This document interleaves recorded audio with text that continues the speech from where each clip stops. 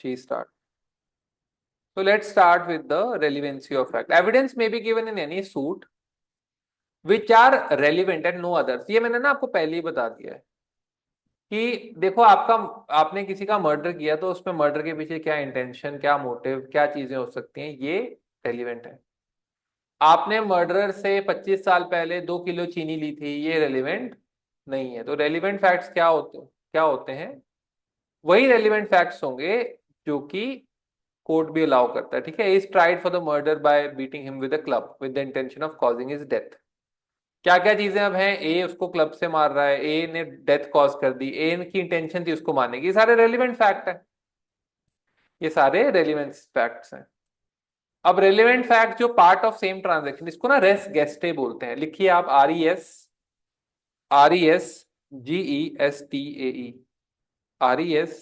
RESGESTAE.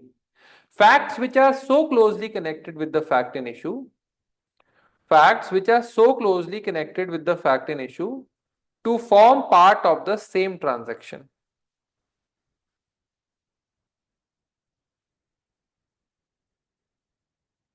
ठीक है. आपने किसी को पीटते पीट पीट घिसा आप किसी को घसीटते घसीटते पीटते पीटते लेके गए और उसकी मर्डर कर दिया आपने, मान लेते बीच बाजार में. मान लेते गुरमनदीप को मैं पीट घसीटते घसीटते ले गया यहाँ 3rd फ्लोर 2nd फ्लोर की सीढ़ियों से लेके सेक्टर 22 के बीच चौराहे पे, मैंने किसान चौक पे इसको उड़ा दिया, मार दिया. अब क्या होगा जब मैं इसको घसीटते घसीटते वहां लेके गया हूं और मैंने इसको मार दिया, तो जो कुछ मैं इसको बोलता हुआ गया हूं वहां पर, तू बेकार इंसान है, तूने मेरी बीवी के साथ अफेयर कैसे किया, तूने मेरा प्रॉपर्टी कैसे खाई, तूने मेरी बेटी को कैसे छेड़ा, अरे जो भी इश्यूज हो सकते हैं जिससे इंसान को गुस्सा आया, तूने पैसे उधारी के क्यों नहीं वापस दिए, और मैं इसको चिल्लाता चिल्लाता लेके जा रहा हूँ. ये सारा क्या बता रहा है? मोटिव, किसने मारा है, क्यों मारा है. तो ये सारा लास्ट एक्ट तो ये है, मैंने छुरा छुरा डाल दिया इसके अंदर या मैंने गोली से मार दिया. लेकिन उससे पहले कितने सारे एक्ट हुए ना, वो सारे मर्डर के एक्ट से ही कनेक्टेड है, उससे ही बोलते हैं रेस जेस्टे. कोई प्रॉब्लम है तो प्लीज बताओ.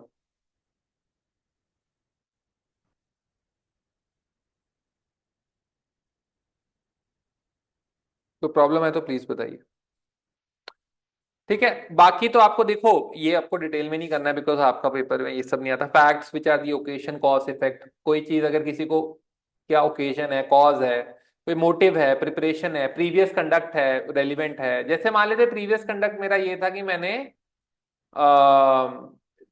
प्रीवियस कंडक्ट में मेरे को ये था कि पुलिस ने मुझे धर दबोचा था कि मैं इस बंदे को तंग कर रहा था, धमका रहा था, और एंड में मैंने मेरे पे शक की सुई आ रही है जब मर्डर हुआ कि मैंने ही मारा होगा, तो फिर ऑब्वियसली प्रीवियस कंडक्ट रेलिवेंट हो जाता है इस केस के अंदर. ठीक है.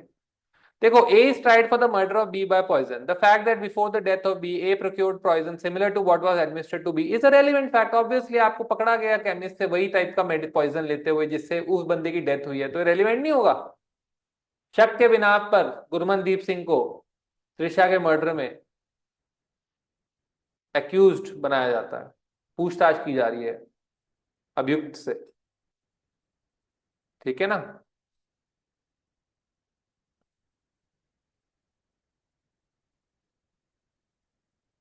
ठीक है. देखो, बड़े अच्छे क्वेश्चन है. तो question is whether A rob B, क्या ए ने बी को रॉब किया है. तो यहाँ पर ए में बोला जाए police are coming to look for the man who rob B. Police वहां पर आ रही है to look for the man who rob B, और इमीडिएटली ए जो है भाग गया. ये रेलिवेंट है क्योंकि चोर की दाढ़ी में तिनका होता है, पता है ना आपको. ये रेलिवेंट है. बस बेसिक क्वेश्चन है लेकिन पेपर में हम गलत कर देते हैं, इसलिए के लिए मैं आपको बता रहा हूँ, पढ़ लेना इसको अगर पढ़ सको तो. फैक्ट्स नेसेसरी टू एक्सप्लेन और इंट्रोड्यूस रेलिवेंट फैक्ट्स. इंपॉर्टेंट नहीं है आपके लिए. ये बड़ा इंपॉर्टेंट है. सेक्शन 11 लिखिए एविडेंस एक्ट का, LIB. Facts not otherwise relevant are relevant if they are inconsistent with any fact in issue, if they are themselves make existence or non-existence of any fact in issue highly probable or improbable. आपने बोला गुरमनदीप जी ने चंडीगढ़ में दिन दिहाड़े त्रिशा का murder किया है किसान चौक पे. मैंने प्रूव कर दिया कि जी अपना जो गुरमन है वो तो उस टाइम न्यूयॉर्क है, पासपोर्ट पे टिकट चढ़ी हुई है, पासपोर्ट में जाने की टिकट कड़ी है, आने की है ही नहीं। अब चाहे वो फर्जी पासपोर्ट हो, जैसा भी हो, क्या प्रूव होगा? गुरमनदीप तो वहां है ही नहीं।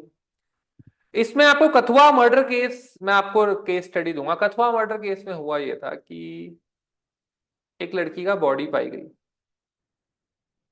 और वो बॉडी पाई गई मंदिर के कंपाउंड, जो स्टोरेज कंपाउंड होता है वहां पे। लड़की थी गुर्जर मुस्लिम। वहां की पुलिस ने, आज से 2018 की बात है, उन्होंने क्या किया कि आसपास के जितने हिंदू लोग थे उनको बना दिया एक्यूज्ड। इन्होंने किया है और छोटी बच्ची का रेप किया है, और इसका मतलब मर्डर किया है और रेप भी किया है। पुलिस ने 5-6 लोग चढ़ा दिए पत्ते पे। और जो मेन एक्यूज्ड बनाया, वो बनाया 17 साल का एक लड़का कि जी इसने किया है मर्डर। 8 साल की जो लड़की, वो मेन था, बाकी 4 लोग अलग थे। अब जब पता लगने लगा, चारों लोग तो वहीं आसपास ही रह रहे थे, तो उनको बनाना बड़ा आसान था। उनके पास कोई गवाही नहीं था, उन्होंने, गवाहियां भी सब चेंज हो जाती हैं, बोला जी हमने देख। लेकिन बेचारा वो लड़का जो था, वो तो यूपी में जाके पेपर दे रहा था, मेरठ में। उन्होंने क्या किया, मेरठ के अंदर जाकर एग्जाम हॉल की सारी शीटें भी खत्म कर दी, क्योंकि अब उन्हें फंसाना है, उसको मुद्दा बनाना है।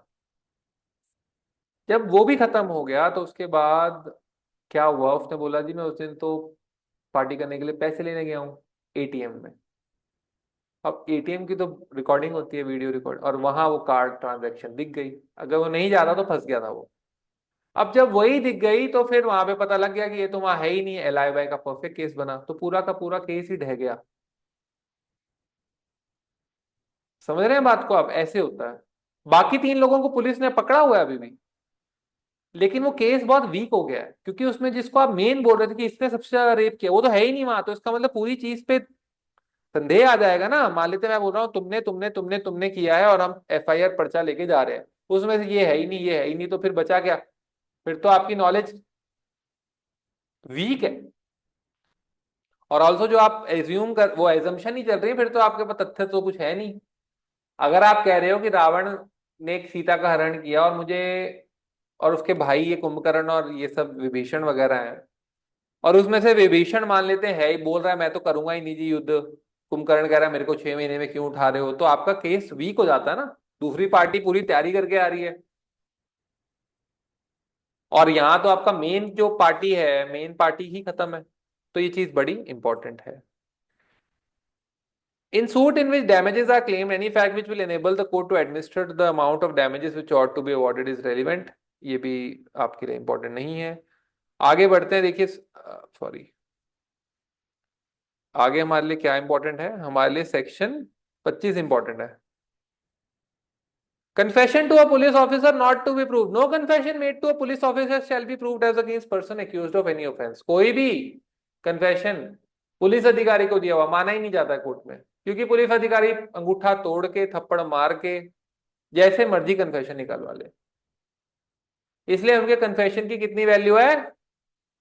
0। ध्यान रखना, ये क्वेश्चन आया हुआ है, 0। ठीक है, 0 है। अब एक और चीज आती है, हाउ मच इंफॉर्मेशन में be proved. How much information में बी प्रूव्ड।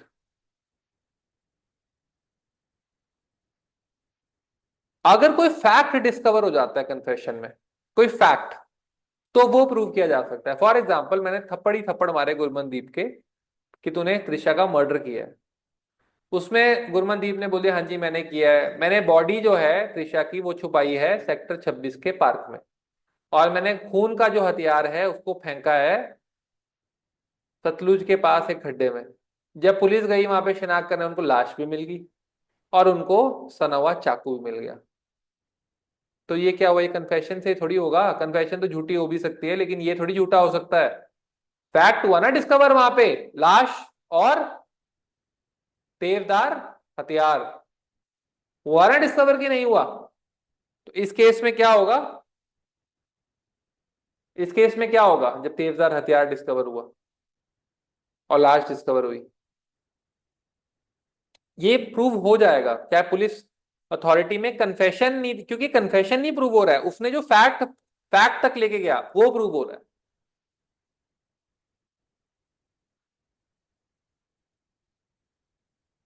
ठीक है। एक लास्ट सेक्शन कर लेते हैं, फिर मैं आपको चलिए छोड़ दूंगा। गुरमनदीप को ज्यादा नींद आ रही है मुझे लगता है। कन्फेशन की बात करें अगर सेक्शन 32 के अंदर, तो कौन कौन सी चीजें जो है, देखिए लास्ट बड़ा इंपॉर्टेंट है। ये डाइंग डेड डेड डिक्लेरेशन होती है। डाइंग डेड डिक्लेरेशन में क्या माना जाता है कि मरते हुए वक्त बंदा झूठ नहीं बोलता है, तो उसकी रेलिवेंस जो होती है ना, वो एविडेंस को मान लिया जाता है। मान लिया जाता है उसके एविडेंस को। तो मरते मरते बोलते हैं ना, सुसाइड नोट मिला, मरते मरते उसका नाम ले गया, तो वो जनरली एविडेंस होता है बड़ा तगड़े वाला। क्योंकि मैं तो जा ही रहा हूं, मेरा तो कुछ बचा नहीं इस संसार में। अनटिल कि मुझे किसी से हेट ही हो, जाते जाते भी मैंने उसका बेड़ा गर्क ही करके जाना है, वो अलग बात है। लेकिन जनरली ऐसा होता नहीं। मौत दिख रही है आपको, आपके पास कहाँ टाइम है इतना सोचने का। When the statement is made by a person to the cause of his death, तो यहां पर ये चीज इंपॉर्टेंट हो जाती है। ठीक है। जब ऐसी स्टेटमेंट बोली गई है, person who is dead who can not be found, जिसे ढूंढा ना जा सके, जो कि इनकेपेबल बन गया गिविंग एविडेंस के, मान लेते हैं उसकी आंखों की नजर चली गई, उसकी बोलने की शक्ति चली गई, उसका कानों का सुनना चला गया, कुछ भी नहीं देख पा रहा। मान लो ना देख पा रहा है, ना सुन पा रहा है, ना बोल पा रहा है, क्या निकालोगे आप उससे? कुछ भी नहीं निकल सकता। वो कैसे करेगा अपने वो चीजें? वो अगर उसको पहले से लिखना आता है तो अलग बात है, लेकिन अगर वो कुछ लिख ही रहा है तो भी किसको लिख रहा है, किसको लिख रहा है ना, ये भी बड़ा इंपॉर्टेंट है। तो ये रेलिवेंट फैक्ट के अंदर, when it relates to the cause of death और is made in the course of business, when it relates to the cause of death or is made in the course of business or against the interest of the maker, तो अगर ये death का cause बता रहा है तब relevant है। Is made in the course of business, देखो बिजनेस में क्या होता है, आपका बही खाता होता है, आपने उसमें कई चीजें एंटर की होती हैं। गुरमनदीप आया 100 किलो की चीनी ले गया, गुरमनदीप आया 100 किलो का राइस ले गया, गुरमनदीप आया 100 किलो का ये गया, 100 किलो का ये गया, 100 किलो का ये गया, मान लेते हैं। एक दिन आके गुरमनदीप ने बोला जी मैंने तो सामान लिया ही नहीं है। अरे वहां पे जो दर्ज हो रखा है ना भाई, क्या क्या चल रहा है, एकदम आप रिफ्यूज नहीं कर सकते। जिसके बेसिस पे पूरे बनियों का, मारवाड़ियों का बिजनेस चलता है, वो ट्रस्ट पे ही चलता है गाइस। उसके बिना आप ग्रो नहीं कर सकते। अब मैं हर चीज का हिसाब किताब नहीं दे सकता।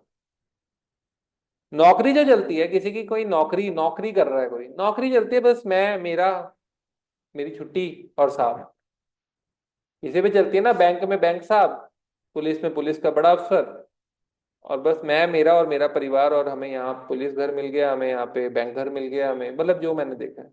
बिजनेस जब आपने बड़े चलाने हैं, हाँ गुरमनदीप वहां पे 4-6 ट्रक भेज दो, अभी अगले वाले में कर देंगे पूरा। अब वो पूरा उस पर ही चलता है।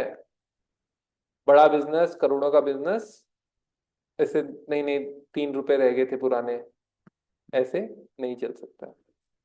Against the interest of the maker है, अगर against the interest of the maker है तो भी है। कोई रिलेशनशिप बता रहा है, मान लेते हैं आपके रामू काका हैं, आपके परदादा के साथ रामू काका थे, आपके दादा के साथ रामू काका थे, और उन्होंने बात बोल दिया हाँ जी भाई आपके दादा की 2 बीवियां थी, एक यहाँ थी, एक पिंजौर में थी। तो वो जो दादी है आपकी, सौतेली दादी, वो अगर भूखी मर रही है तो उसको कुछ हिस्सा प्रॉपर्टी में से दिया जाएगा, या उसका देखभाल करने के लिए आपको बोला जाएगा कि अगर she is a window mother, window mother हुई ना वो, फादर की विडो मदर हुई, तो उसका देखभाल के लिए प्रोविजन है फिर। अब वो कौन प्रूव कर सकता है? रामू काका, क्योंकि रामू काका मेन नौकर थे जो गाड़ी में चला के दादाजी को उनके घर पे लेके जाए, जैसे almost like Amitabh Rekha and Jaya Bachchan, कि वो है उसका रिलेशन दोनों के साथ ही। इस document relating to transaction is made by several person, कोई भी अगर सेवरल पर्सन हैं वो फीलिंग्स अपनी मैटर के रिगार्डिंग में बता रहे हैं, तो यहाँ पर बड़ी इंपॉर्टेंट चीज है। फॉर एग्जाम्पल देखिए, क्वेश्चन देखिए, question is whether A was murdered by B. तो यहाँ पे आप देखेंगे ए जो है डेथ के टाइम पे बोल रही है कि भाई मेरा मर्डर हुआ है, मेरा रेप हुआ है, तो वो रेलिवेंट है। Question is as to the date of A's birth, diary जो है, मर चुका है सर्जन, उसकी डायरी के कोर्स ऑफ बिजनेस में लिखा हुआ है कि ए की मदर जो है, he attended as mother and delivered her of a son, is a relevant fact. Question is whether A was in Calcutta on a given day, deceased आपका लॉयर है, उसने रेगुलरली केप की है कोर्स ऑफ बिजनेस में diary, और जो diary है उसके अंदर जो मैटर किया हुआ है कि हाँ भाई ये आया था मुझसे मिलने। आज गुरमनदीप जी कलकत्ता में अपने वकील से मिलने गए हैं, उनकी इंडस्ट्री है कलकत्ता में, उनको देखने के लिए गुरमनदीप गया हुआ है। ये रेलिवेंट है कि नहीं है? रेलिवेंट है ना? ठीक है। देखो कितने अच्छे अच्छे एग्जाम्पल है ना। देखो question is whether rent was paid to A for a certain land, क्या रेंट दिया था ए को सर्टेन लैंड के लिए? A letter from a deceased agent, A का जो एजेंट था जो मर चुका है, अब उसने बोला है कि हाँ जी उसने ए रेंट के पैसे लिए हैं। मेरा जो बिचौलिया है उसने बोला भाई मैंने लिए हैं पैसे, तो ये माना जाएगा कि नहीं माना जाएगा? माना जाएगा ऑब्वियसली, यही तो एविडेंस होता है। गुरमनदीप सुन रहा है कि नहीं?